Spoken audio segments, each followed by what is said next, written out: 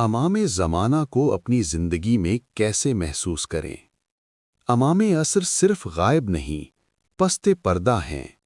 وہ ہم میں ہیں، ہمارے ساتھ ہیں، ہماری دعاؤں کے شاہد ہیں۔ بس ضرورت اس بات کی ہے کہ ہم اپنے دل کی نگاہ کو بیدار کریں۔ محسوس کرنے کے چند راستے۔ یاد امام کو روزمرہ کا حصہ بنائیں۔ ہر کام سے پہلے ایک لمحہ یہ سوچیں کہ کیا میرا یہ عمل میرے مولا کو خوش کرے گا یا رنجیدہ۔ دعائے فرج کو دل سے پڑھیں۔ یہ صرف ایک دعا نہیں، امام سے روز کا رابطہ ہے۔ اللہم عجل لولیک الفرج کہنے والا در حقیقت امام سے بات کر رہا ہوتا ہے۔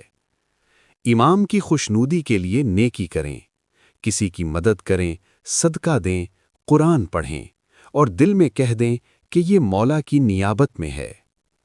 گناہ سے اجتناب کریں۔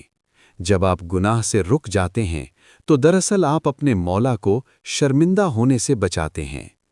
یہی احساس محبت امام کا پہلا ثبوت ہے۔ انتظار کو عمل میں بدلیں۔